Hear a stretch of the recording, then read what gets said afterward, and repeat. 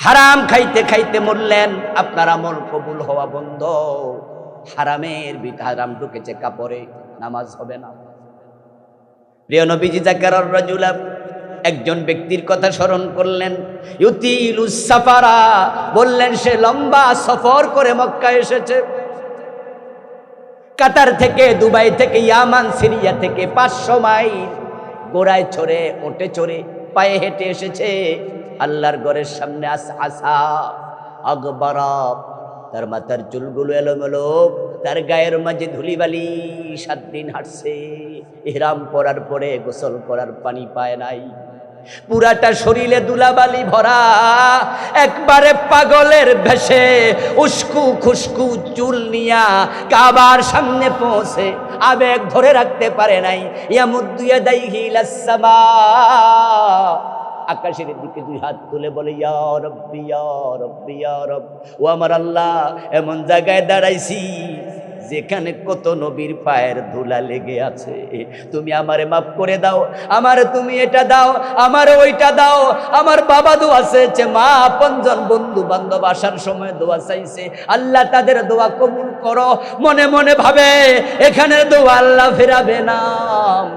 অথচ রাসূল বলেন, মাতামুহু হারামুন ওয়া মাশরাবুহু হারাম ওয়া মালবাসুহু হারাম ওয়া গুযিয়া বিল হারাম, তার পেটে হারাম, তার কাপড়ে হারাম, তার মাংসে রক্তে হারাম।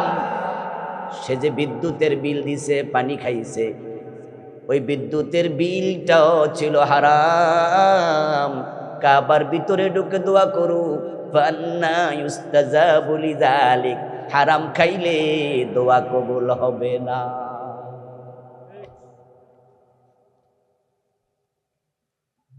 ও দোস্ত আমার, সুদে টাকা লাগাইয়া তুমি জান্নাত খোঁজো কেমনে? নবীজি তো বলেছেন, সুদ খেলে 73 গুনাহ, সবচেয়ে ছোটটা হলো নিজের মায়ের সাথে জিনা করা। এই অবস্থায় তোমার যদি মৃত্যু হয়, যে তোমার টাকা সুদে লাগানো, তুমি তো মায়ের সাথে জিনা করা অবস্থায় মৃত্যুবরণ করছো। হাদিসে আছে, মান আকালা দিরহাম রিবা ওয়া হুয়া ইয়ালাম আন্নাহু আশাদ্দু মিন সিত্তাতিন ওয়া সালাসিনা জিনাম, যে ব্যক্তি জেনে শুনে 1 টাকা সুদ খায়, তার আমল নামায় 36 বার জিনার গুনাহ লিখে দেয়া হয়। যে ব্যক্তি একদিন 100 টাকার সুদ খায়, তার আমল নামায় 3600 বার জিনার গুনাহ হয় লেখা। একদিনে মিনিট আছে কয়টা? 24 60 দিয়া পূরণ দেন, 1440। একদিনে 1440 মিনিট। প্রতি মিনিটে একবার জেনা করলে জেনা হতো 1440 বার, আর 100 টাকা সুদ খেলে জেনা হয় 3600 বার। তুমি 1 মিনিটে 2 থেকে 3 বার জেনার গুনাহগার হও। এর মানে দাঁড়ালো, যে সুদ খায় সে যখন নামাজে দাঁড়ায়, তখনও তার আমল নামায় জেনার গুনাহ ঢোকে।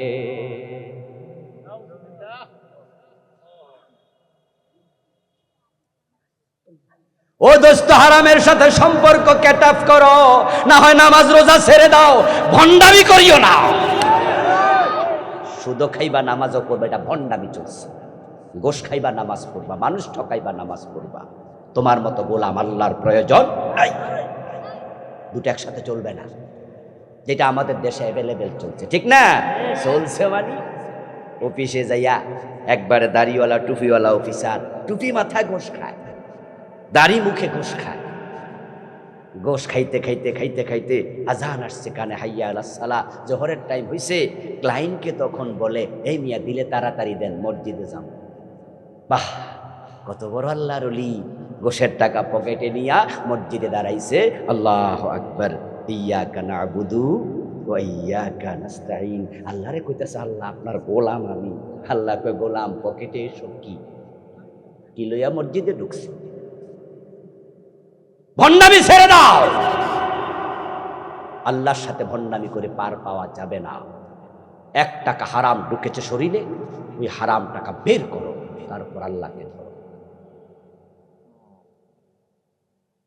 রাসূলুল্লাহ সাল্লাল্লাহু আলাইহি ওয়াসাল্লাম বলেন, ইন্নাল্লাহা লা ইয়াকবালু লিসাহিবি বিদআতিন সাওমান ওয়ালা সালাতান ওয়ালা হাজ্জান ওয়ালা উমরাতান ওয়ালা সারফান ওয়ালা আদলা ওয়া ইয়াখরুজু মিনাদ-দীন কামা তাখরুজু শাওরাতু মিনাল আজীন।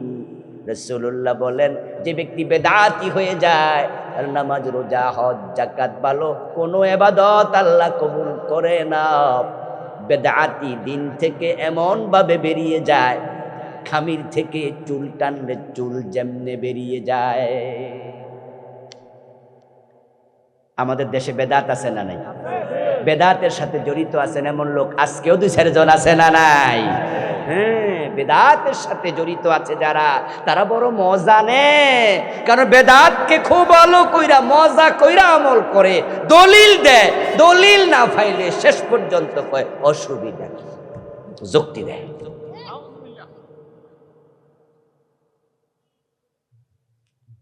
বেদাতি দিন থেকে বেরিয়ে যায় তেমন ভাবে যেমন খামির থেকে চুল বেরিয়ে যায়। কি চমৎকার উদাহরণ, কি চমৎকার উদাহরণ।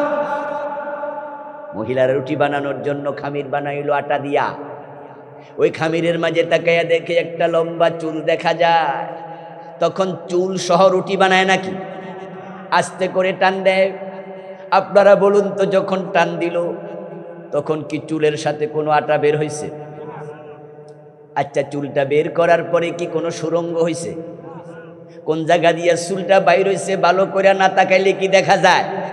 আরে ভালো করে চাইলেও মাঝে মাঝে বোঝা যায় না, বাইর হওয়ার পরে বোঝা যাচ্ছে না। কইছিল বেদাত ইসলাম থেকে এমন ভাবে বেরিয়ে যায় সে বোঝেও না সে যে ইসলামে আর নাই। কি উদাহরণ! قال رسول الله صلى الله عليه وسلم حلت شفاعتي لأمتي إلا صاحب بدعة। নবীজি বলছেন, আমার উম্মত কিয়ামতের দিন তারা আমার শাফাত পাবে, আমি সুপারিশ করব, আল্লাহ তাদেরকে ছেড়ে দেবেন, কিন্তু যারা বেদাতি তাদের জন্য সুপারিশের অনুমতি আল্লাহ দেবেন না।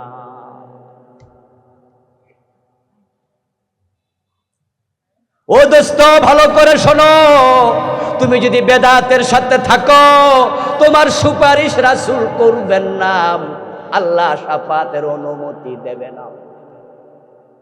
আমার মাহফিলে যারা আলোচনা শুনতেছেন, বুদ্ধিমান লোকের একটু কথা বলুন তো, আমাদের যে আমল আছে এই আমল জান্নাতে যাওয়ার জন্য যথেষ্ট নাকি সুপারিশ লাগবে? রাসূলের শাফাত দরকার আছে না নাই? এখন আল্লাহ যদি আপনার বেদাতের কারণে শাফাত ক্যান্সেল কইরা দেয়, আপনার উপায় কি?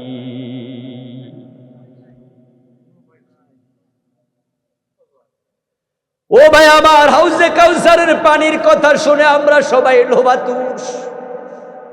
হাউজে কাউসারের পানি পান করার জন্য আমাদের আগ্রহের কোনো শেষ নাই।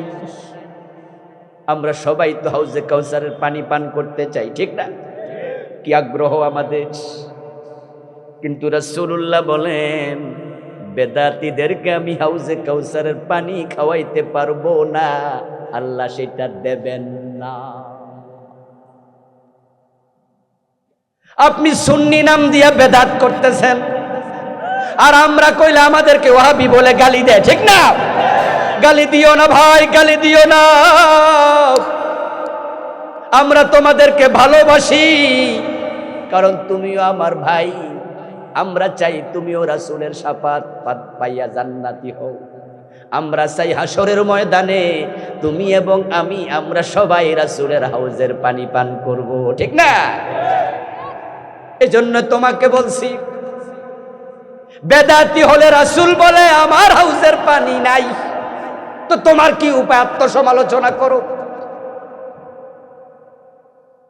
সহিহ বুখারীতে এসেছে, রাসূলুল্লাহ সাল্লাল্লাহু আলাইহি ওয়াসাল্লাম বলতেছেন, আচ্ছা বুখারীর হাদিসের ব্যাপারে সুন্নি ওয়াহাবি বেদাতি সবাই তো মানে না হাদিস।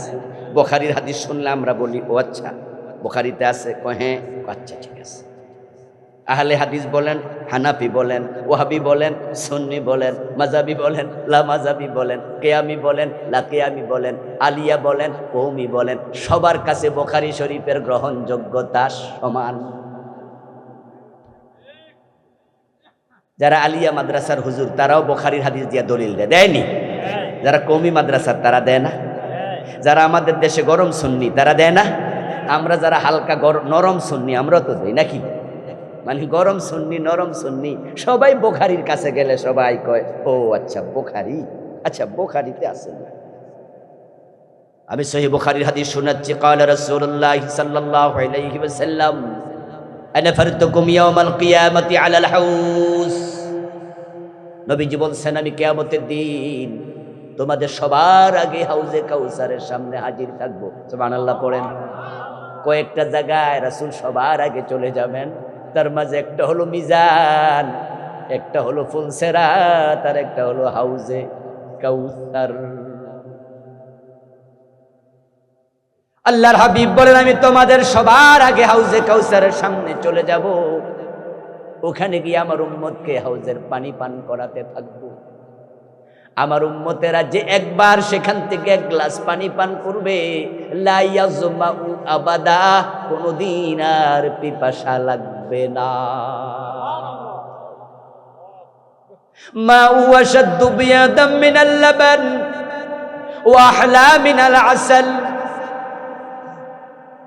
প্রিয় নবীজি বলছেন ওই হাউজের পানি হবে দুধের চেয়ে সাদা,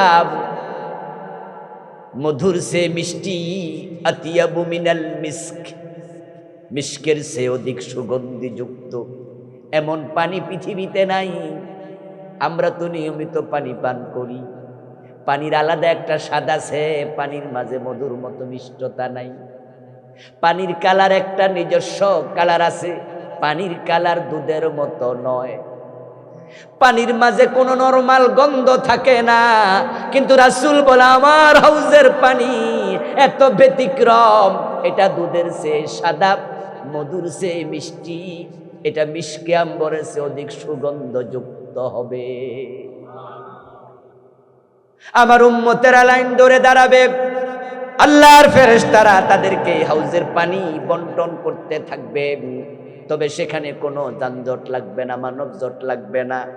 কি জানু কানুজুমিস সামাম, কারণ আমার হাউজের পেয়ালা হবে তত, আকাশে তারকা আছে যত। আমার উম্মত পানি পান করতে থাকবে, ইতোমধ্যে আমার কাছে একদল লোক আসবে, ইয়ারিফুনানি ওয়া আনা আরিফুহুম। তারা এসে আমাকে বলবে রাসূল আমরা আপনার উম্মত, আমিও তাদেরকে উম্মত মনে করব, তাই আমি তাদেরকেও পানি দেওয়ার জন্য আগাবো। কিন্তু তাদের হাতে হাউজের পানি পৌঁছানোর আগে ফায়ুহালু বাইনি ওয়া বাইনাহুম, তাদের মাঝে আর আমার মাঝে একটা পর্দা পড়ে যাবে।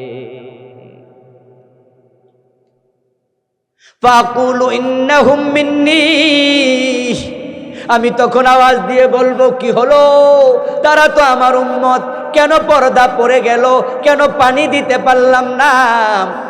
তখন ফেরেশতারা এসে বলবে ইন্নাকা লা তাদরি মা হাদাসু বাদাক, ও নবী আপনি জানেন না এই উম্মত নামের দাবিদার লোকগুলো আপনার ইন্তেকালের পরে অনেক বেদাত বানাইছে।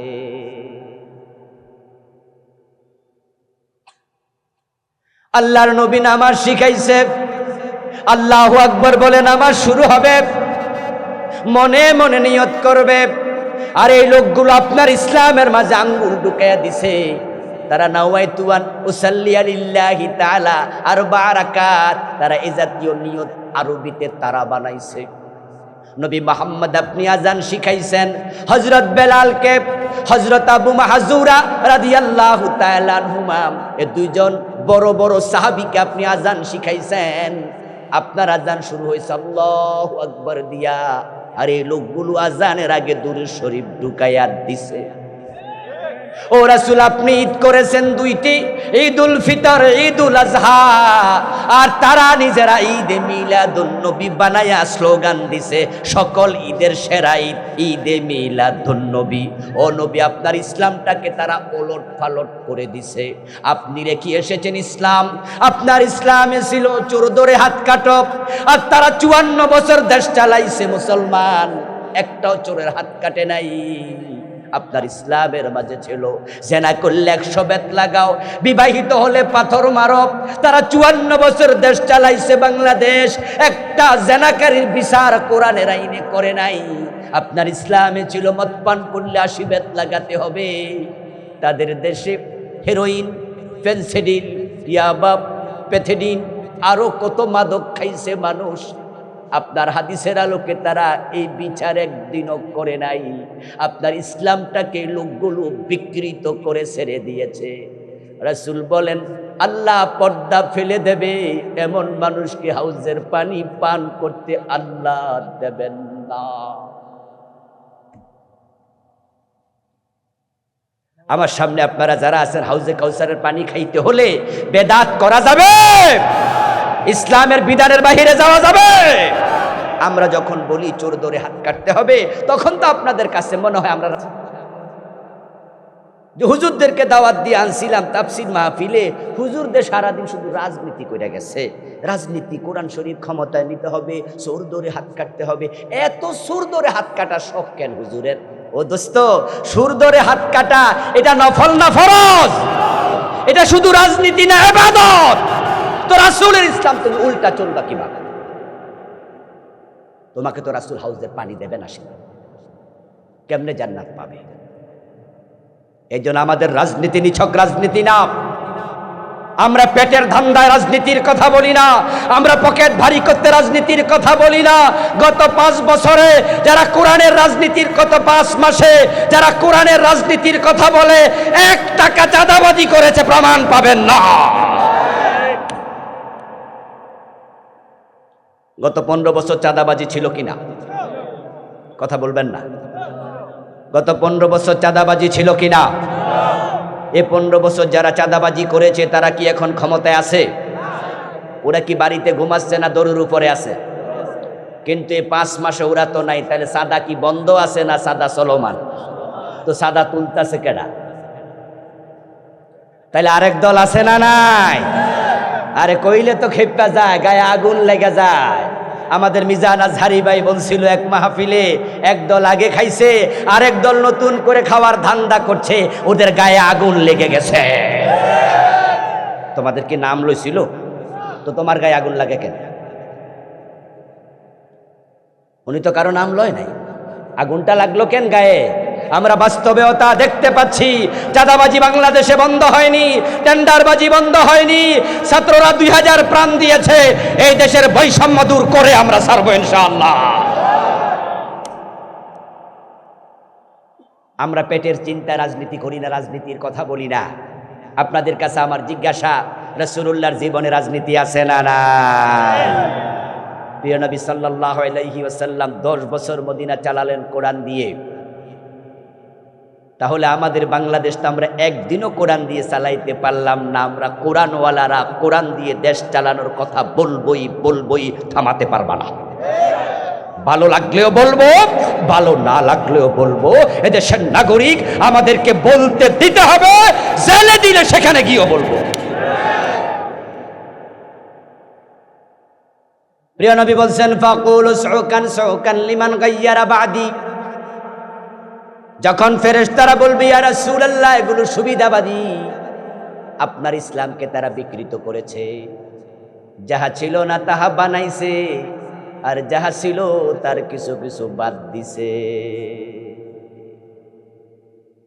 আমি যে 2-3টার কথা বললাম, এই মাত্র 2-3টার কথা বললাম যে এগুলা বেদাত, মাত্র 2-3টার কথা বললাম। তো আপনি জিকির করছেন, জিকিরের মাঝে রাসূলের সিস্টেম আপনি চেঞ্জ করছেন। বেদাত মানে কি? হিয়াল ইবাদাতুল মুহদাসা মা লাম তাকুন ফি জামানিন নবী ওয়া আসহাবি। বেদাত হচ্ছে এমন ইবাদত বানানো যেটা রাসূল এবং সাহাবাদের জামানায় ছিল না। রাসূল কি জিকির করেন নাই? কথা বলেন না ভাইয়েরা? জিকির শিখান নাই? জিকিরের শব্দগুলো কোরআনে হাদিসে নাই। আল্লাহ তাআলা শিখিয়েছেন রাসূলকে, উযকুরুল্লাহ কামা আল্লামাকুম। ও দুনিয়ার মানুষ, তোমরা জিকির করো আল্লাহর সেভাবে যেভাবে তিনি তোমাদের শিখিয়েছেন। আল্লাহ রাসূলকে শিখালেন, রাসূল আমাদের শিখালেন। জিকিরের শব্দ লা ইলাহা ইল্লাল্লাহ, সুবহানাল্লাহ, আলহামদুলিল্লাহ, আল্লাহু আকবার, সুবহানাল্লাহি ওয়া বিহামদিহি সুবহানাল্লাহিল আযীম ওয়া বিহামদিহি আস্তাগফিরুল্লাহ, সুবহানাল্লাহি ওয়াল হামদুলিল্লাহি ওয়া লা ইলাহা ইল্লাল্লাহু ওয়াল্লাহু আকবার, আশহাদু আল লা ইলাহা ইল্লাল্লাহু ওয়াহদাহু লা শারীকা লাহু। আর কত আফদালুজ যিকরি লা ইলাহা ইল্লাল্লাহ রাসূল শিখিয়েছেন শব্দ। কিন্তু রাসূল জীবনে কি ইল্লাল্লাহ ইল্লাল্লাহ একদিনও জিকির করেছেন? করেন নাই। আপনি পাইলেন? এটা আপনার বানানো, এটাই বেদাত। এটা আপনার পীরের বানানো, এটা বেদাত। যে রাসূলুল্লাহ সাহাবীরা জিকির করতে করতে বাসার আগে কয়দিন উঠছে, তা আপনি লাপালাপি করেন কেন? রাসূলুল্লাহ জিকিরের সময় কি ঢোল বাজাইছে? কথা বলেন না কেন? তবলা বাজাইছে? চুল ছাইরা দিয়ে নাচছে? হম হম হম হম করছে? ইলখা ইলখা ইলখা, কি কি জিকির এটা? এমন কিছু জিকির আছে যেগুলা দেখলে যারা কাফের, ইসলাম বিদ্বেষী নাস্তিক, তারা জিকির নিয়ে ট্রল করে। আমার বন্ধু, ইসলামকে আপনি বিকৃত করেছেন, আপনি বেদাতি। বলতে পারেন রাসূলুল্লাহর জন্মদিবসে একটা ঈদ করলাম, অসুবিধা কি? আজানের আগে দুরূদ শরীফ পড়লাম, অসুবিধা কি? আমার দোস্ত, আমি বলছি অসুবিধা কিচ্ছু আমার নাই, কিন্তু আল্লাহর ইসলামের বড় ক্ষতি হয়ে যাবে তোমার বেদাত। কারণ যদি উনি বানায় 10টা, আমি বানাই 10টা বেদাত, সারে বানায় 10টা বেদাত, রফিক ভাই বানা 10টা বেদাত, এরকম যদি আমরা অসুবিধা কি এই যুক্তি দিয়া বেদাত বানাতে থাকি, 10-20 বছর পরে আসল ইসলাম খুঁজে পাওয়া যাবে না। আপনাদের ধান খেতে যখন আগাছা হয়, তখন আপনারা কোনোদিন কইছেননি আগাছা হইলে অসুবিধা কি? বরং আপনারা নিজের আগাছা তুলে ফেলেন, টান দিয়া তুলে ফেলেন, কামলা রাখেন, উঠার দেন, গসা মারেন, গোড়া তুল্লালান। কারণ আপনি জানেন আপনি একজন কৃষক, আগাছা যদি বেশি হয় মূল ফসল হবে না, ঠিক না? মূল ফসল ক্ষতিগ্রস্ত হবে। এজন্য একজন কৃষক আগাছাকে উপড়াইয়া ফেলে। বেদাত যদি সমাজে ছড়িয়ে যায়, মূল ইসলাম ক্ষতিগ্রস্ত হবে। এই জন্য আমরা হকপন্থী আলেমেরা বেদাত সহ্য করি না, আমরা উপড়াইয়া তুলে ফেলি। বেদাত নিয়ে আমি বই লিখেছি, আরো কত বছর আগে লিখেছি। বাংলাদেশে চলমান 38টা বেদাতে বইতে আমি লিখেছি। আপনারা যে বেদাতগুলো করছেন, এগুলো নিজে খুঁজবেন, খুঁজে তাওবা করবেন। আল্লাহ তাওবাকারীদেরকে ভালোবাসে, ঠিক কি না? কুফর, শিরক, নিফাক যদি কলবে থাকে, ঈমান শেষ। বাংলাদেশে কুফর আছে না নাই? অভাব নাই। রাষ্ট্র কুফর প্রমোট করে। গত 15 বছরে আমাদেরকে আলেম ওলামাদের ওয়াজ মাহফিল যদি না থাকতো, অধিকাংশ মানুষকে সরকার নাস্তিক বানায় ছেড়ে দিত, কাফের বানায় ছেড়ে দিত। অনেক ভাইরা চা দোকানে বসে বসে মাঝে মাঝে গল্প করে, কয় এই মাহফিল কইরা লাভ কি? করিস না তো, বন্ধ করে দে। এত বক্তা কিছু পয়সা পায় আর মাহফিল কমিটি কিছু খাইয়ালায়। পাবলিকের কোনো লাভ নাই। এমন কিছু পাতলা কথা বলার লোক আছে না নাই? এই কথাগুলো বলবেন না। হ্যাঁ, আপনাদের কথা শতভাগ অসত্য নয়, সত্যতা কিছু আছে। বক্তার লাভ হয়, কোন মাহফিল কমিটি কিছু রাইকা দেয়, খাইয়ালায়, এমন ঘটনাও আছে। কিন্তু মাহফিলে লাভ নাই, এটা আপনি বলবেন না। এই মাহফিল যদি না থাকতো, জি বাংলা স্টার জলসার ধাক্কায় ঘরে ঘরে ফরকিয়া ঢুকে যেত। এই যুব সমাজের চরিত্র তলানিতে চলে যেত। আমাদের মিজানুর রহমান আজহারি ভাই গত 5 বছর বাংলাদেশে ছিল না, কিন্তু বলুন তো অনলাইনে উনার ওয়াজগুলো আছে না নাই? ওই মাহফিলের কারণে আজকে যুবকদের অন্তরে তার ভালোবাসা দেখেন না? যে মিজান আজহারির মাহফিলের প্রভাব আপনি দেখেন না? হাজার হাজার যুবকেরা পাগলের মতো ছুটে যায় ওই মাহফিলের প্রভাবের কারণে। আজকে আইয়ুব বাচ্চু মরে গেছে, জেমস বেঁচে আছে, আরো কত গায়ক আছে, নায়িকা আছে, এখন আর ভাত পায় না, সবার ভাত উঠে গেছে, এখন আর কনসার্টে লোক হয় না।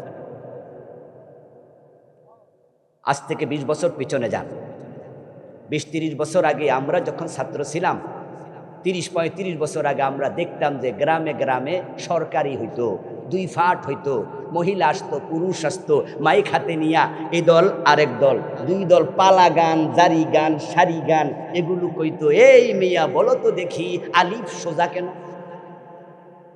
প্রশ্ন করতেছে মহিলা গায়ক। এখন পুরুষ গায়ক উত্তর দিচ্ছে এবার মাইক হাতে নিয়ে, আচ্ছা এই কারণে আলিফ সোজা, তুমি বলো তো বা বাঁকা কেন? আর শ্রোতারা তো বলতো, দেখছনি কত বড় বড় আলেম আমাদের সামনে আইছে, আলিফ সোজা কেন বা বাঁকা কেন? কত গান হতো, জারি গান, সারি গান। আপনাদের কাছে জবাব চাইবে, এখন কি সেগুলো আছে? আলহামদুলিল্লাহ, এই মাহফিলের ধাক্কাতে সেগুলো উপড়ে গেছে। মিজানুর রহমান আজহারি ভাইয়ের ওয়াজে মানুষের ঢল নাপছে। একটু কল্পনা করুন তো, আল্লামা সাঈদী যদি বেঁচে থাকতেন আর আল্লামা সাঈদীর মাহফিল এখন হতো, তাহলে তো বাংলাদেশে কোনো মাঠ খুঁজে পাওয়া যেত না। 2023 সন জানুয়ারির প্রথম দিন গত সরকার বই মেলা করলো, বই উৎসব করলো, ছাত্রদের হাতে বই দিল। কলেজে, আপনার হাই স্কুলে 1 থেকে ক্লাস 10 পর্যন্ত বই বিতরণ হলো। আমরা বই পাওয়ার পর দেখি সিলেবাসে তারা কুফরি ঢুকাইয়া দিছে। ক্লাস 6-এর বইতে বিবর্তনবাদ ঢুকাইছে। তারা রাউন্ড করে ছবি দিছে, মানুষ মানুষ মানুষ মানুষ, একবার উপরে দিছে বান্দর। তারা সেখানে বুঝাইছে যে মানুষ একসময় কি ছিল, আপনারা কি শোনেন নাই? এই থিওরি দিয়েছে ডারউইন নামে একজন নাস্তিক। আল্লামা সাঈদী রহমতুল্লাহি আলাইহি তিনি বলেছেন এ বিষয়ে কত কথা। কুমিল্লা টাউন হল মাঠ ময়দানও তিনি বলেছিলেন যে এই থিওরি লেখার আগে ডারউইন যে কি পরিমাণ খাইছিল আল্লাহই জানে। এবং তিনি মন্তব্য করছেন, হয়তো যা খাইছিল এটার মেয়াদ ছিল না, মেয়াদ উত্তীর্ণটা খাইছে, না হয় মানুষ বান্দর ছিল, তার মাথায় ঢুকলো কেমনে? আচ্ছা, মানুষ যদি বান্দর থেকে আসে, পৃথিবীতে এখনো বান্দর আছে না নাই? তো হিয়ান্তে কিছু মানুষ হইতো না? কোন বান্দর মানুষ হইতে শুনছেন? বান্দরের সাথে মানুষের চরিত্রের কিছু মিল আছে, চেহারার কিছু মিল আছে। আচ্ছা, পাবদা মাছের সাথে কি বোয়াল মাছের মিল নেই? তাই বলে যদি কেউ বলে যে বোয়ালের পূর্বপুরুষ পাবদা মাছ, এটা কি হইল? আন্দাজা কথাবার্তা। কোথাকার কোন ডারউইন এটা বলেছে, বলুক, আমাদের কিচ্ছু আসে যায় না, আমরা এগুলো নিয়ে মাথা ঘামাইনি। কারণ এগুলো ইউনিভার্সিটির সিলেবাসে পড়াইতো কোনো কোনো জায়গায়, একবারে উপরের ক্লাসগুলোতে। আমরা জানতাম যে দর্শন বিভাগে এগুলো পড়াজ্ঞা, কারণ আমাদের বাচ্চারা ইউনিভার্সিটি যখন পড়ে তখন তারা অ্যাডাল্ট হয়ে যায়, বড় হয়ে যায়, বোঝে। ইউনিভার্সিটিতে টিচার পড়ায়, ওই বেটাও বোঝে যে এটা ফাও থিওরি, সিলেবাসে আছে, টাগ্গা পড়াই। আর যদি শক্ত করে পড়াইয়া কোনো টিচার ছাত্রদেরকে বলতো, হ্যাঁ আমাদের পূর্বপুরুষ বান্দর ছিল, ছেলেরা জবাব দিত, স্যার আপনার দাদা হয়তো। পোলাপান বড় হয়েছে, পরাজ্ঞা, পড়ুক, জানুক, অসুবিধা নাই। কিন্তু যখন আমরা দেখলাম যে না, সেটা ক্লাস 6-এ ঢুকাইছে, আমরা চুপ থাকতে পারিনি। মাহফিলের ময়দান থেকে 2023-এ আমরা বাঘের মতো হুঙ্কার দিয়ে বিরোধিতা করেছি। আমরা বলেছি না, এটা ক্লাস 6-এর সিলেবাসে থাকতে পারবে না। কারণ ইউনিভার্সিটিতে ছিল, বিরোধিতা কেন করি নাই? পোলাপান বড় হয়েছে। ক্লাস 2-তে দিলে, 1-এ দিল, আমরা বিরোধিতা করতাম না। আমরা বলতাম যাক, বান্দর ছিল না, কি ছিল, পোলাপান বুঝবেও না। কিন্তু ক্লাস 6, 7, 8 এগুলো সেন্সিটিভ টাইম। ওই ক্লাসের পোলাপান এডাল্ট হয় না, আবার একবার ছোট্ট বাবুদের মতো অবুঝও থাকে না, মোটামুটি হালকা হালকা বোঝে। তো টিচার যখন তাদেরকে পড়াবে, বুঝাবে, তারা ক্লাসের বইয়ের কথাকে কোরআন হাদিসের মতো বিশ্বাস করবে। হতে পারে তারা বিশ্বাস করে ক্লাস 6-এ বেঈমান হয়ে যাবে। মাহফিলের ময়দান আল্লাহর রহমত। তখন তো মিছিল, ইসলামী দলগুলো মিছিল করতে পারে না, মিটিং করতে পারে না, বক্তৃতা দিতে পারে না, সব ইসলামী দলের নেতারা জেলখানায়। কথা কে বলবে? আমরা আলেমরা এই মাহফিলের ময়দান থেকে কথা বলেছি। আমাদের ধাক্কায় সরকারকে কমিটি করতে হয়েছে। সাবেক শিক্ষামন্ত্রী দীপুমণি কমিটি করার পরে কমিটির রিপোর্ট দেখে পরবর্তীতে সার্কুলার জারি করেছে যে না, এটা বাংলাদেশে পড়ানো যাবে না, ওই অংশ স্থগিত করা হচ্ছে। রাষ্ট্রকে পরি সাপ্লাই দেয়। এবার 2024 আবার জানুয়ারির 1 তারিখে বই দিল। সে বইতে দেখি তারা ক্লাস 6-এ ক্লাস 7-এ নতুন করে আর এক কুফর সাপ্লাই দিছে। ওটা হলো শরীফার গল্প, LGBTQ, নতুন করে সমকামিতার নতুন ভার্সন ঢুকিয়ে দিয়েছে। কোনো ছেলে তাকে মেয়ে মনে করবে, সে মেয়ে। কোনো মেয়ে তাকে ছেলে মনে করবে, সে নাকি ছেলে। এই মিয়া, ছেলে এবং মেয়ে কে বানিয়েছে? সবাই একটু বলুন না, কে বানিয়েছে আমার ভাইয়েরা? তো আল্লাহ আপনার ছেলে বানাইলে আপনি নিজেকে মেয়ে মনে করার অধিকার আপনারে দিল কে? বরং ইসলাম বলেছে কোন ছেলে মেয়ের পোশাক পরবে না, কোন মেয়ে ছেলের সুরত ধরবে না। বরং রাসূল বলছে যে মেয়ে ছেলের বেশ ধরে, যেই ছেলে মেয়ের বেশ ধরে, তাদের উপর আল্লাহর লানত। যেখানে একটা ছেলে মেয়ের মতো পোশাক পরা নিষেধ, সেখানে একটা ছেলে নিজেকে মেয়ে বলে কেমনে? যদি সমাজে কালচারটা চালু করা যায়, তাহলে আল্লাহর দেয়া সিস্টেমটা ভেঙ্গে চুরে তছনছ হয়ে যাবে। এটা সিলেবাসে ঢুকাইছে, আমাদের সিলেবাসের মাঝে শিরকি স্লোগান ঢুকাইছে। ধর্ম যার যার, উৎসব সবার, এই শিরকি স্লোগানটা সিলেবাসে আছে না নাই? প্রাইমারি সিলেবাসে খোঁজেন, এখনো পাবেন। আল্লাহর সিলেবাস, আল্লাহর কোরআনে হলো লাকুম দীনুকুম ওয়ালিয়া দীন। তোমার ধর্ম তোমার, আমার ধর্ম আমার। এটা হলো আল্লাহর শেখানো স্লোগান। ধর্ম যার, উৎসব শুধুই তার। কিন্তু হিন্দুদের সাথে ভালোবাসা রাইখা তাদের ভোট পাওয়ার জন্য তাদের দুর্গা পূজার সময় স্লোগান বাংলাদেশে প্রমোট করেছে। বড় মুনাফিকি করেছে রে, আমাদের সাথে 15টা বছর বড় মুনাফিকি করেছে। 500-র মতো মডেল মসজিদ বানায়াম বাংলাদেশের লোকদের বুঝাইছে তারা ইসলামের পক্ষ শক্তি। আবার মুসলমানের বইতে, মাদ্রাসার বইতে দোতরা ঢুকাইছে, তবলা ঢুকাইছে। মাদ্রাসার ক্লাস 6-7-এর বইয়ের মাঝে হাফ প্যানওয়ালা মাইয়ার ছবি ঢুকাইছে। মাদ্রাসার বইতে মন্দিরের ছবিও ঢুকাইছে। দাদা বাবুদেরকে বুঝাইছে তোমাদের মন্দির মাদ্রাসায় ঢুকাইছি, তোমরা আমাদের সাপোর্ট করো। আর 500 মডেল মসজিদ বানায় আমাদের বুঝায় আমরা মসজিদ বানাইছি, তোমরাও সাপোর্ট করো। দুই দিক থেকে সুবিধা নিতে চাইছে, অথচ তারা জানে না 2 নৌকায় পা দিলে ডুবে মরা লাগে, তাই রক্ষা হয় না, এখন ডুবে মরছে। আমরা জানি যে পৃথিবীর মানুষের সংখ্যা প্রায় 800 কোটি। 800 কোটি মানুষের মাঝে নাস্তিকের সংখ্যা খুব বেশি নয়। আল্লাহ নাই এমন চিন্তা লালন করে এমন মানুষের সংখ্যা খুবই কম। হিন্দু যারা, তারা কি আল্লাহকে অস্বীকার করে? ওরা ভগবান বলে আল্লাহকে ডাকে, ঈশ্বর বলে। হিন্দুদের মাঝেও স্বর্গ নরকের চিন্তা আছে। এই জন্য আপনারা দেখবেন আপনাদের ব্রাহ্মণপাড়া বাজারে গেলে অনেক হিন্দু দোকানদার বাবার ছবিটা নিয়ে ছবির মাঝে লিখে রাখে স্বর্গীয় দুলাল চন্দ্র ভৌমিক, স্বর্গীয় শরৎচন্দ্র দাস। এরকম লেখা কি আপনারা দেখেছেন? তাহলে বোঝা যায় তারাও স্বর্গে যাওয়ার আশা রাখে। তো যে আল্লাহকে বিশ্বাস করে না, তারা আবার কিসের স্বর্গ কিসের নরক? যারা ইহুদি তারাও কিন্তু আল্লাহর জান্নাতকে বিশ্বাস করে, তারাও কিন্তু ইবাদত করে আল্লাহর। তাদের ইবাদত গাহকে বলা হয় সেনেগাক।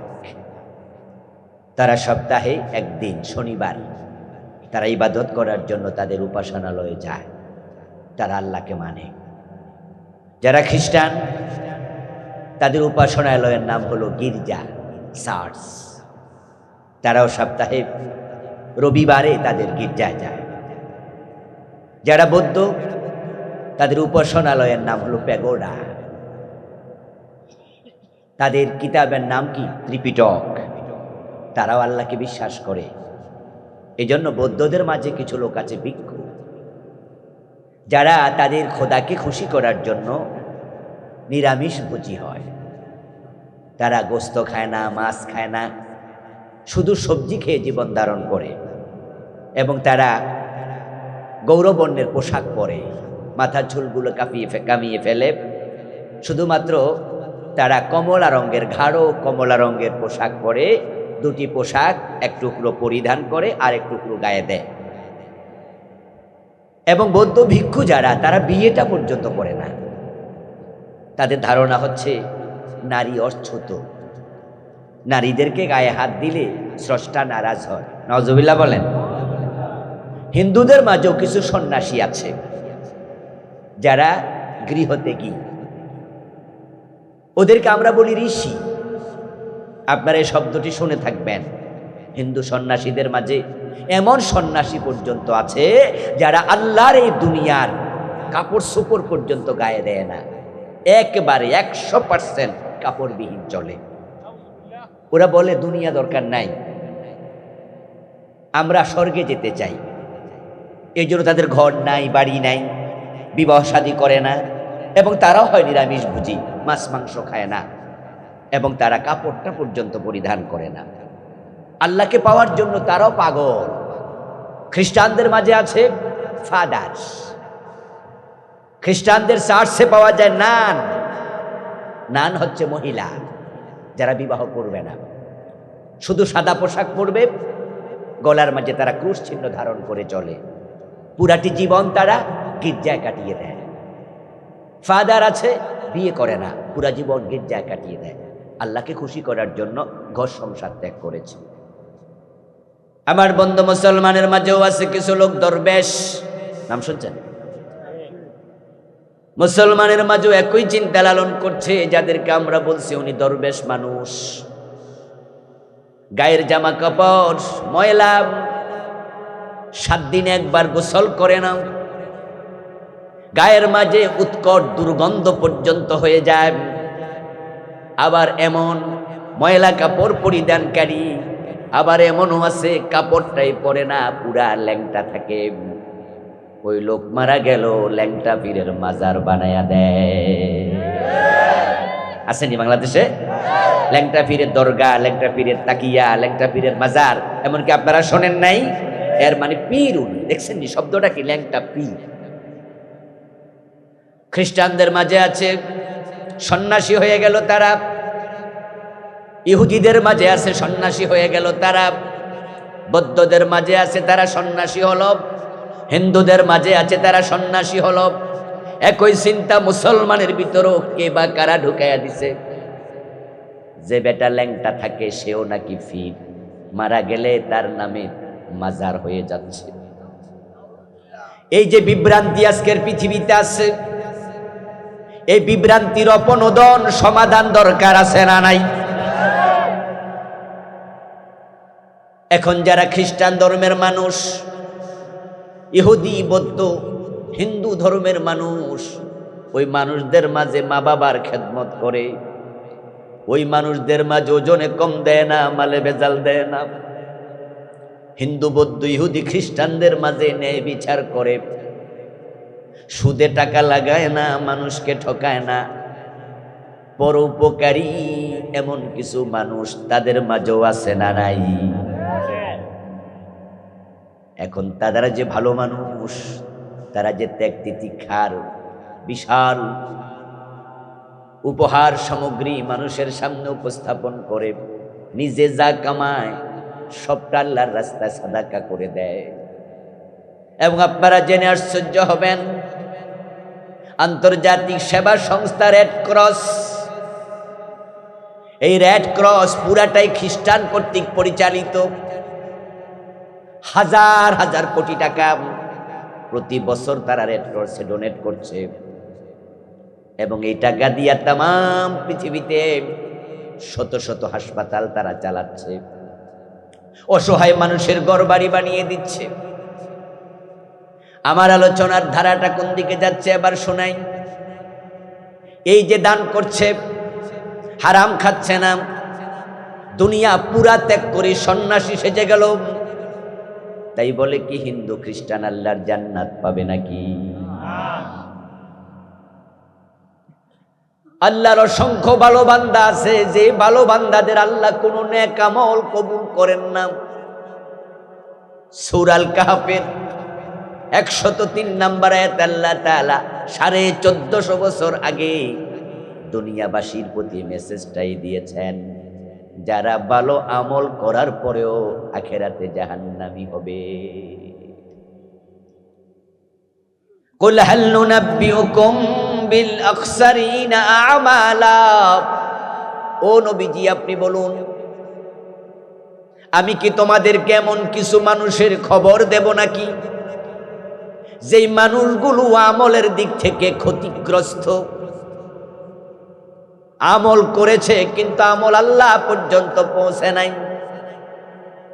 তাদের আমল আল্লাহ তাআলা দুনিয়াতে ফেলে দিয়েছেন। আল্লাযীনা দাল্লা সাইয়ুহুম ফিল হায়াতিদ দুনিয়া, যেই মানুষগুলোর ভালো কাজ দুনিয়াতে হারায়া গেছে, কবুল হয় নাই, আল্লাহ গ্রহণ করেন নাই।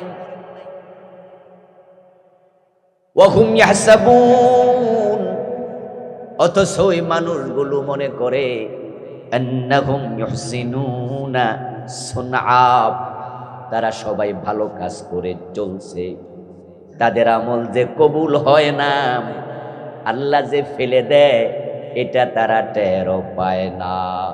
ও আমার নবী আপনি বলুন, আমি তাদের খবর তোমাদের দেব নাকি? যেই মানুষগুলোর ভালো আমল আল্লাহ ফেলে দেন, কবুল করেন না, আল্লাহ না করুক তাদের মাঝে যদি আপনার নাম থাকে, আর আপনার জীবনে সব আমল আল্লাহ ফেলে দিয়েছেন, আল্লাহর সামনে হাজির হওয়ার পরে যখন আপনার আমল নামা আপনার হাতে আল্লাহ ধরাইয়া দেবেন, তখন আপনি দেখতে পাবেন আপনার আমল নামা নেকের কাগজ এরকম সাদা, একটা নেকও নাই, সব হারাইয়া গেছে।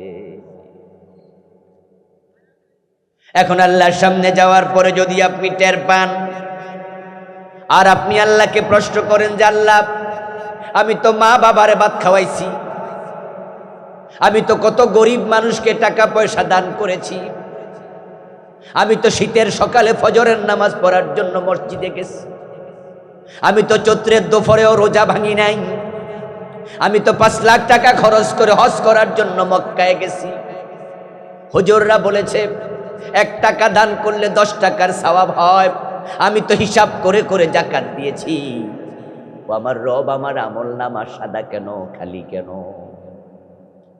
আর সেদিন যদি আল্লাহ জবাব দেন, বান্দা তুমি কি সূরা কাহাফের 103 নম্বর আয়াত পড়ো নাই? আমি তো সেখানে বলেছি কিছু মানুষের আমল দুনিয়ায় হারাইয়া গেছে।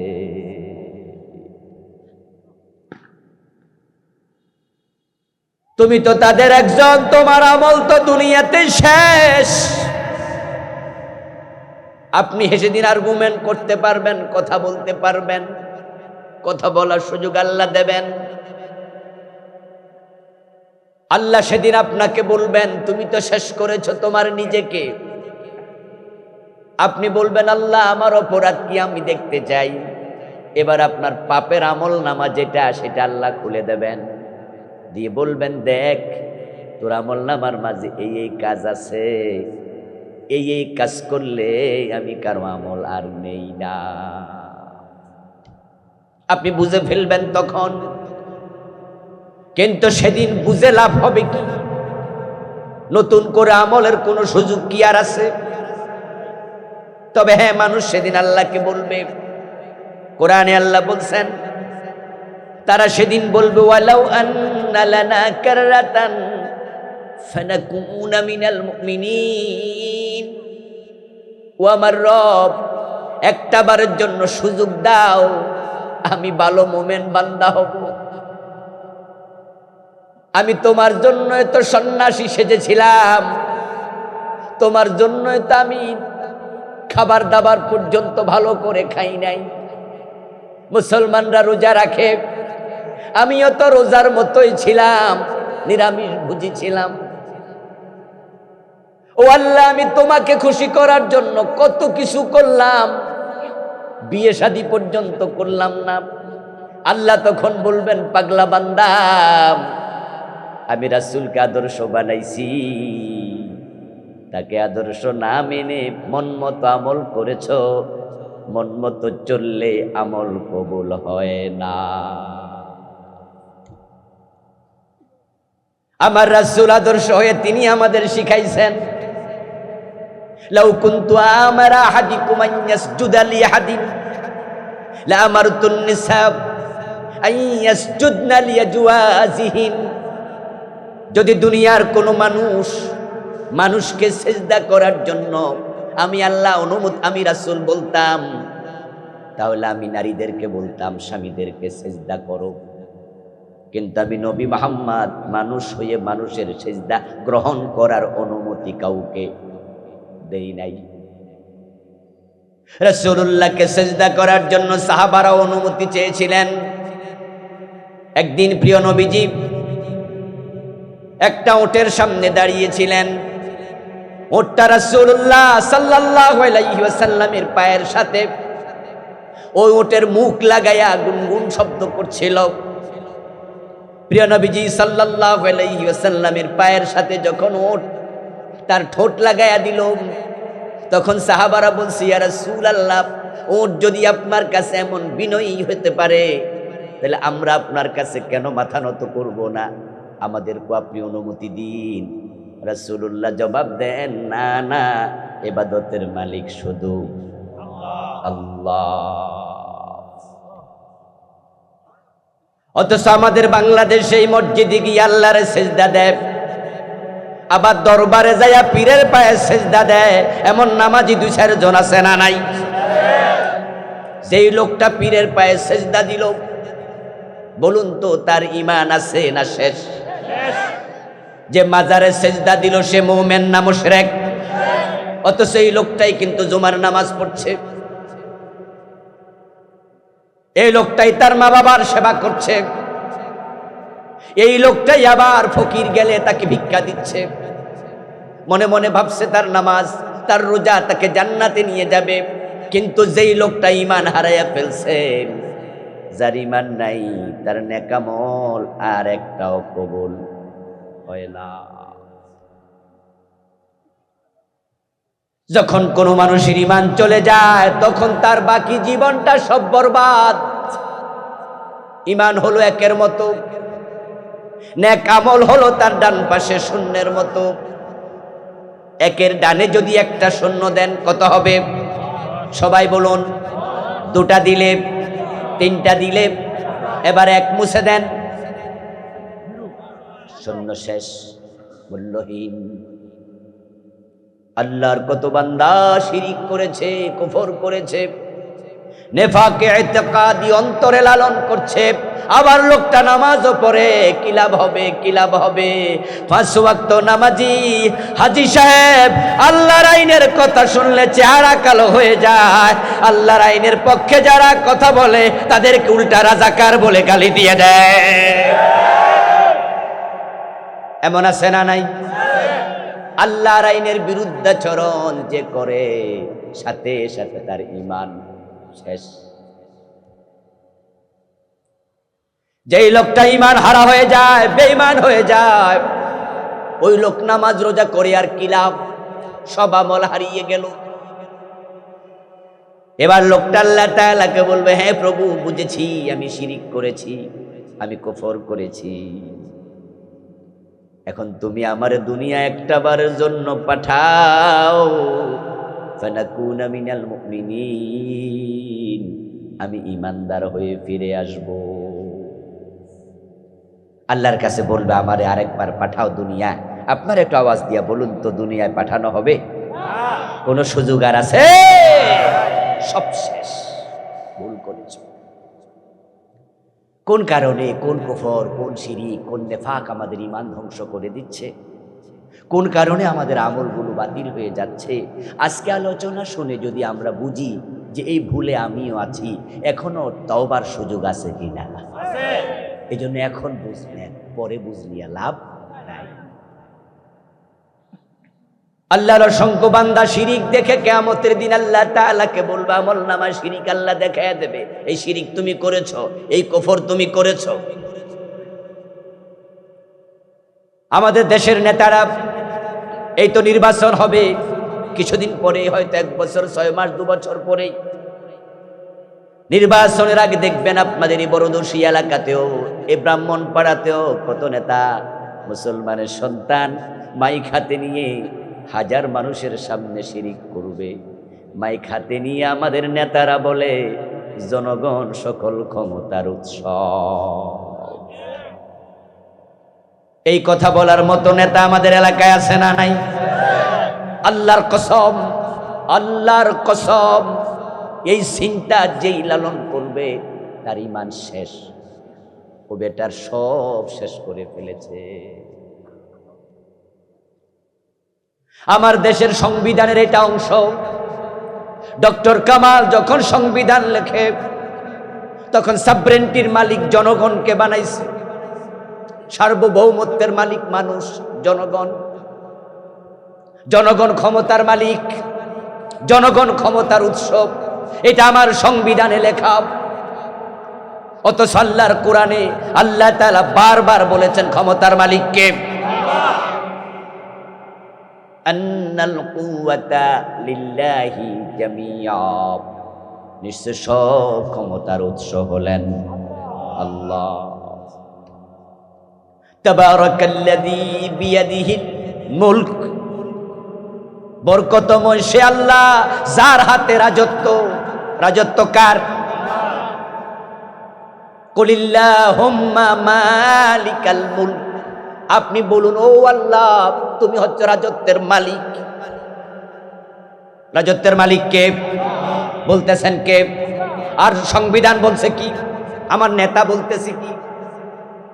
জনগণ নাকি মালিক? তুতিল মুলকা মান তাশা ওয়া তানজিউল মুলকা মিম্মান তাশা, তুমি যাকে চাও ক্ষমতা দাও, যাকে চাও আবার ক্ষমতা কেড়ে নিয়ে কাঙ্গাল বানায়া দাও। তুমি চাইলে ডক্টর ইউনূসের মতো মামলার আসামিকে প্রধান চেয়ারে বসায়া দাও, আর 2041 যারা ঘোষণা করছে ওদেরকে দিল্লি দাদার বাড়িতে পাঠায়া দাও।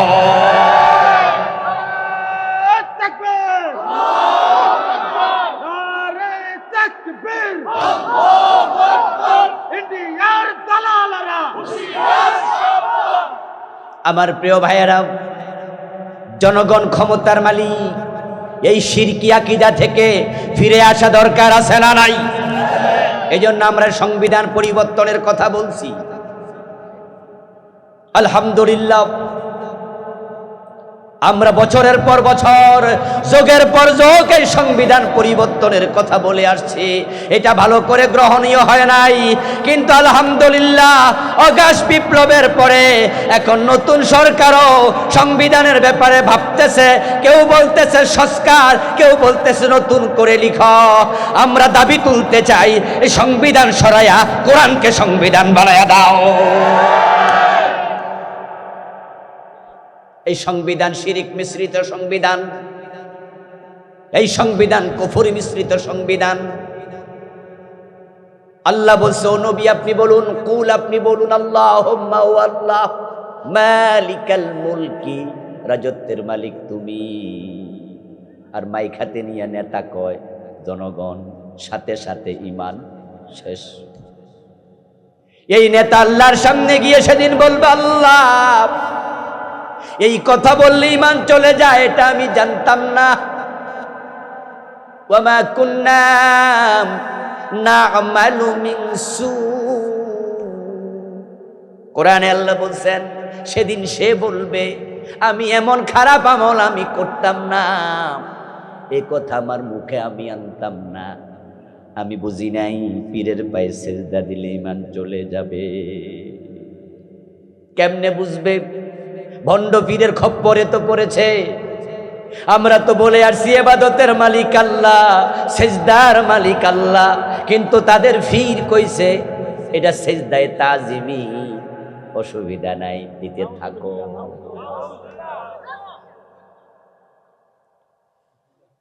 ওরা আমাদের কথাকে বলে শরীয়তের মৌলবী বোঝে না, শরীয়তে মানুষের সেজদা দেয়া যায় না, মারেফতে নাকি দেয়া যায়। আমি বলি যেই মারেফত মানুষের সেজদা দিতে শিখায় এটা মারেফত না, এটা হলো মরার পথ। মারেফত না মরার পথ, ওখানে গেছে ইমান মরছে। এটার নাম তারা বানাইছে সেজদায়ে তাজিমি। ও প্রিয় ভাইয়েরা আমার, তারা যুক্তি দেয় যদি ফেরেশতারা নবী আদম আলাইহিস সালামকে সেজদা দিতে পারে, ফেরেশতাদের ঈমান না যায়, তারা মুশরিক না হয়, তাহলে ফিরকে সেজদা দিলে মুশরিক হবা কেন? বরং আবুল কালাম আজাদ বাশারেরা এটা বোঝে না। তারা শরীয়তের হুজুর, 30,000 জাহেরি, 70,000 বাতিনি। এমন একটা কথা আমাদের সমাজে আছে না নাই? এই কথাগুলো আমাদেরকে বিভ্রান্ত করে ফেলছে, শেষ করে দিচ্ছে। জাহেরি মানে কি? প্রকাশ্য। বাতিনি মানে অপ্রকাশ্য। আচ্ছা, যে 70,000 বাতিনি, তো বাতিনি যদি হয় হেরা জানলো কেন? কি ফেস লাগে জানা? যদি এটা বাতিনি হয় তো বাতিনি হলে তো হেরার কাছেও বাতিনি।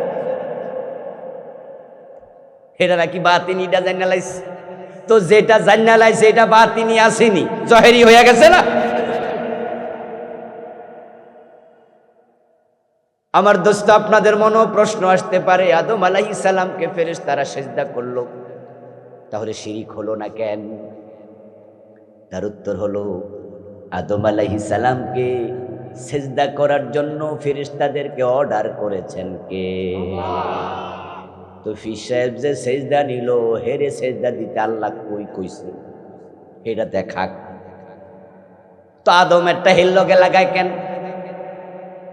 আদম আলাইহিস সালামকে সিজদা করার জন্য আল্লাহ অর্ডার দিছে, ফেরেশতারা সিজদা দিয়েছে, অর্ডার সেখানে শেষ।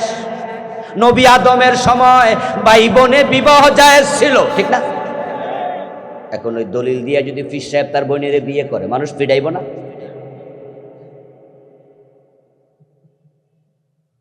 আদম আলাইহিস সালামের শরীয়তে ভাই বোনে বিবাহ জায়েজ, ওটা ওখানে শেষ। তখন মানুষ ছিল না, আল্লাহ চেয়েছেন তাই হয়েছে। ফেরেশতারা আদমের ব্যাপারে তাদের বদ ধারণা ছিল। আল্লাহ যখন বলছেন ইন্নী জাইলুন ফিল আরদি খলিফা, আমি জমিনে খলিফা বানাতে চাই, তখন আদম বানাইতে ফেরেশতারা মানা করছে এবং তারা মন্তব্য করেছে, এমন মাখলুক কেন বানাবেন যারা জমিনে মারামারি হানাহানি করবে? আমার আল্লাহ চাইলেন যে না, আমার আদমের শ্রেষ্ঠত্ব প্রমাণ করে ছাড়বো, তাই আদমকে এলেম শিখালেন, ফেরেশতাদেরকে আদমের কাছে এলমি দৃষ্টিকোণ থেকে পরাজিত করলেন, আদমের প্রতি ফেরেশতাদের অন্তরে ভালোবাসা শ্রদ্ধা তৈরি করলেন। তারপরে মানুষের সম্মান, আদমের সম্মান বাড়ানোর জন্য আমার আল্লাহ সিজদার অর্ডার দিলেন। প্রেক্ষাপট সেখানে শেষ। ওইটাকে টাইনা তোমার সাথে লাগাও কেন? যদি ফিরে সিজদা দেয়া মুরিদের জন্য জায়েজ হতো ওই ফতোয়া দিয়ে, ওই আয়াতের দলিল দিয়া পীরের সিজদা দেয়া যদি জায়েজ হতো, এই আয়াত আবু বকর সিদ্দিক ওমর কি জানে নাই? কথা কয় না কেন? তো রাসূলকে তারা সিজদা দিছে কয়দিন? এই ভণ্ড ফির তোমাকে প্রশ্ন করতে চাই, আদমকে সিজদা দিয়েছে ফেরেশতারা, এই দলিল দিয়া যদি তুমি মুরিদের সিজদা নাও, আবু বকর ওমর তো আয়াত তোমার 1400 বছর আগে পড়ছে, এই দলিল দিয়ে তারা রাসূলকে সিজদা কেন করলো না?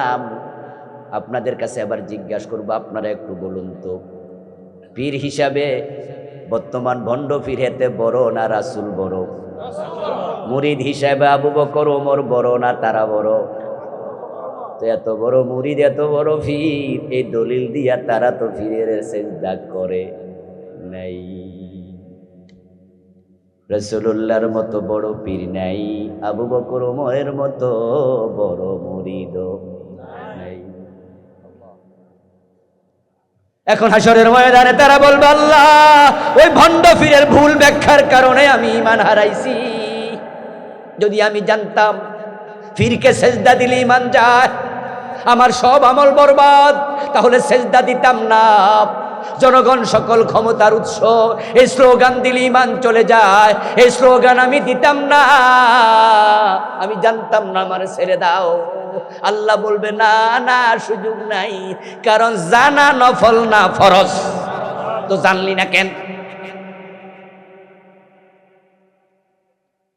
কোরআনে যত অর্ডার আল্লাহ তাআলা দিলেন, এক নাম্বার অর্ডার কি ছিল? প্রথম আয়াত কি ছিল? ইকরা। ইকরা মানে কি? ইকরা মানে কি? তাহলে পড়ার সাথে জানার সম্পর্ক আছে না নাই? তুই এই কোরআন কেন পড়লি না? হাদিস কেন পড়লি না? তুই কেন জানলি না? তলাবুল ইলমি ফরিদা আলা কুল্লি মুসলিম, জানা তো ম্যান্ডেটরি ছিল, আবশ্যক ছিল। ফেরেশতাদেরকে আল্লাহ বলবেন খুদুহু ফাগুল্লুহু সুম্মাল জাহিমা সাল্লু। ও ফেরেশতারা, তারে ধর, হাতের মাঝে হাত কড়া পড়ায়া, পায়ের মাঝে ডান্ডা বেড়ি পড়ায়া, মাজার মাঝে গলার মাঝে জাহান্নামের 70 গজ লম্বা শিকল লাগায়া তাকে জাহান্নামে ফেলে দে। সেদিন বুঝে লাভ নাই, কিন্তু আজকে বুঝলে অনেক লাভ। 100 জন খুন করার পরে তাওবা করে জান্নাত পাইছে, এমন হাদিস আছে না নাই? তা আপনি যদি বুঝেন যে আপনার ভুল আছে, তাওবার সুযোগ এখনো আছে। যেই কারণে মানুষের আমল কবুল হবে না, সে কারণ হলো দুটি। ওই দুইটি কারণ, একটা হলো হারাম খাইলে, আর একটা হলো বেদাতের সাথে জড়িত হলে। যেই কারণে ঈমান চলে যায়, সে কারণ হলো তিনটি। একটা হলো কুফর, দ্বিতীয়টা শিরিক, 3 নাম্বার নেফাক। এই 5 কারণে মানুষ ব্যর্থ হবে, জাহান্নামী হবে। এবার বলুন তো, হারাম খায় এমন লোক আজকের মাহফিলেও আছে না নাই? হারাম খাইলে আমল কবুল হওয়া বন্ধ।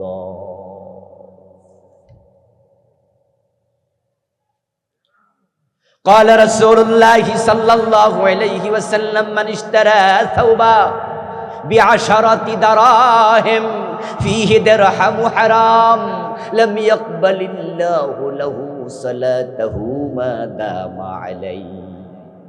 প্রিয় নবীজি বলছেন, 10 দিরহাম দিয়ে কাপড় কিনেছো, 9 দিরহাম হালাল, 1 দিরহাম ছিল হারাম, ওজনে কম দেয়া টাকা, মালে বেজাল মিশানো টাকা, পরের জমি দখল করে বিক্রি করা টাকা, সুদে লাগানো টাকা, ফাইল আটকায়া সিগনেচার করেছো, ঘোষ নিয়ে পকেটে ঢুকাইয়া সে টাকা তোমার কাপড়ে ঢুকে গেছে 1 টাকা। নবী মুহাম্মদ বলেন, সে কাপড় পরে 1,00,000 রাকাত নামাজ পড়েছ, 1 রাকাত আর কবুল হবে না। ডাইরেক্ট সুদের টাকায়, ঘোষের টাকায় যায় নামাজ কিনা, ওই যায় নামাজে খাড়াইয়া নামাজ পড়ে এমন লোক আছে। সিনেমা কইরা টাকা কামাইছে, হে নায়িকা আবার হজে গেছে সিনেমার টাকা দিয়া। সিনেমার নায়িকা হজ করছে, এমন নায়িকা আসেনি? অনেক নায়িকা। আমাদের মৌসুমী ম্যাডামও নাকি আলহাজ, উনি হজ করছে।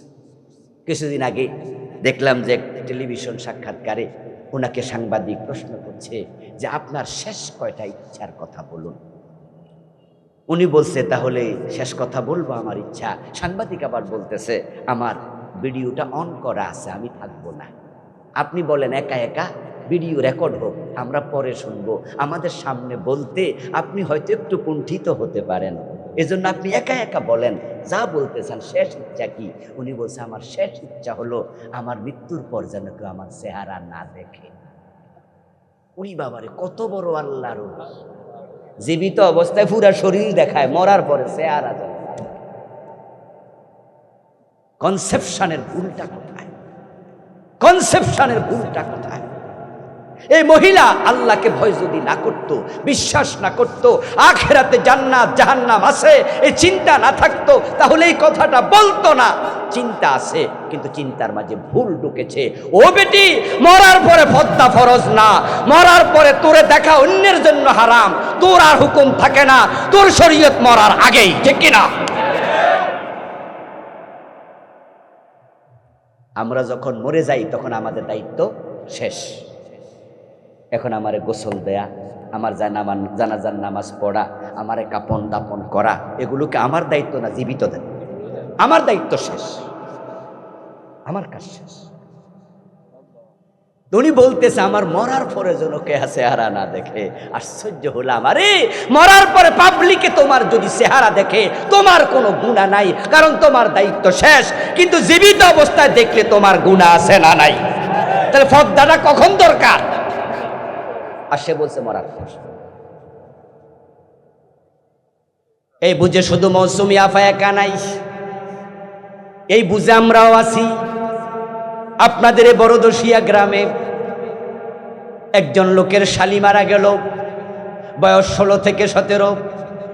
শালি মারা যাওয়ার পরপরই দুলাভাই আসলো, এসে শ্বশুর বাড়ির লোকদেরকে বলল, আমার শালির শেষ গোসলটা আমি দিতে চাই, আমি দুলাভাই হিসাবে এই আবদার করছি। ওরে বাবার বাবা, অ্যাকশন শুরু হয়ে গেছে, মাঠ থেকে অ্যাকশন শুরু। নাউজুবিল্লাহ। সবাই বলবে যে কি কয় রে এই বজ্জাত জামাই, তোমার শালির গোসল তুমি দিবা? কি খারাপ কথা! তোমার শালির গোসল দূরের কথা, শালির দিকে তো তোমার তাকানোই না জায়েজ, শরমিয়া। এবার জামাই দুলাভাই বলতেছে, তাহলে গতকালকে যে মোটরসাইকেলের পিছনে শাড়ি লইয়া ঘুরছি তখন মাসলা কইছিল? দুলাভাইয়ের মোটরসাইকেলে শালি উঠটা এমনি দৌড়া থাকে, এমন ঘটনা বাংলাদেশে নাই। তো যখন দুলাভাই মোটরসাইকেলের পিছনে শাড়ি লইয়া এমন দপাইছে, তখন গায়ে গায়ে ঘষা লাগছে না, ওটার কোনো গুনাহ হয় নাই। তো আজকে তাকাইলে গুনাহ, ঠিক না? কয় যে গোসল তো দূরের কথা, তাকাইলেও গুনাহ। তো গতকালকে যে ঘষা লাগছে তখন তোমাদের মাসলা কইছিল। নাউজুবিল্লাহ পড়ুন না, তোমরা তখন কোথায় ছিলা? কোথায় ছিলা তখন তোমরা? তাহলে আমরা মরার পরে মাসালা শুরু করি, ঠিক না? হ্যাঁ, দেখবেন যে জিন্দা থাকতে কোরআন শরীফ পড়ে না, মরার পর হুজুরাই না কোরআন শরীফ পড়ায়। লাশের সাইড পাশে বেশি করে পড়, খতম করে না।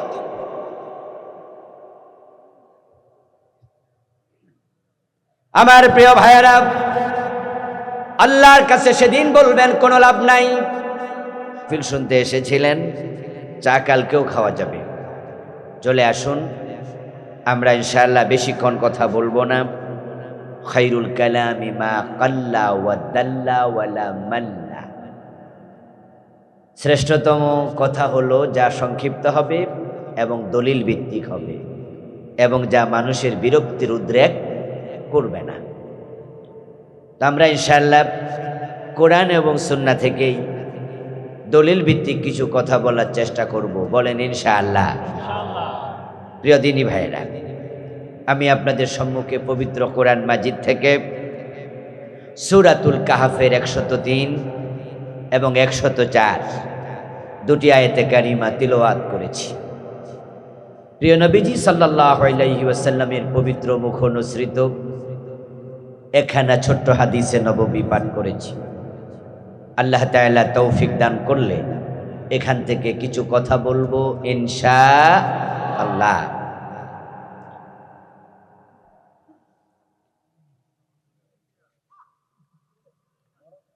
কত কুফরি আমাদের দেশে, তার হিসাব নাই। এ নিয়ে আমি বই লিখেছি, আমার লিখে বইতে আমি 56টা কুফরি লিখছি। শিরিক লিখছি বাংলাদেশে চলমান 29টা। আমার লিখা 8টা বই আছে, বইগুলো পড়বেন, উপাদেয় প্রয়োজনীয়। আলহামদুলিল্লাহ, পরিবার নিয়ে লিখেছি, মিরাজ নিয়ে লিখেছি, সালাত নিয়ে লিখেছি। আমার ভাইরা নিফাক লিখেছি, নিফাক, অন্তরে নিফাক থাকলে ঈমান শেষ হয়ে যায়। কুফরিগুলো চিহ্নিত করেন, থাকলে তওবা করেন। শিরিক চিহ্নিত করেন, থাকলে তাওবা করেন। নিফাক থাকলে চিহ্নিত করেন, থাকলে তাওবা করেন। হারাম খান কিনা ভাবেন, থাকলে তাওবা করেন। বেদাত আছে কিনা ভাবেন, তাওবা করেন। তাওবা করে মরলে আল্লাহর জান্নাত মিলবে। আল্লাহ তাআলা আমাদের সকলকে ঈমান আমল নিয়ে দুনিয়ায় বেঁচে থেকে কালেমা পড়তে পড়তে মরার জন্য কবুল করুন। সবাই বলেন আমিন। হাযা মা ইনদি ওয়াল ইলমু ইনদাল্লাহ আলাইহি তাওয়াক্কালতু ওয়া ইলাইহি উনীব। প্রিয় ভাইয়েরা, রাস্তার উপর আমার কালো গাড়িটা আছে, ওখানে আমার লেখা 8টি বই আছে। নিতে যারা চান ড্রাইভার সাহেবের সাথে যোগাযোগ করে নিন। আমরা সংক্ষেপে দোয়া করতে চাই। কোনো কথা আছে মাহফিল কমিটির? সদস্য দেশে বিদেশে থেকে দোয়া চেয়েছেন, অনেক শ্রম দিয়েছেন, অর্থ দিয়েছেন। সবাই বসেন। আল্লাহুম্মা আমিন। আলহামদুলিল্লাহি রাব্বিল আলামিন ওয়াসসালাতু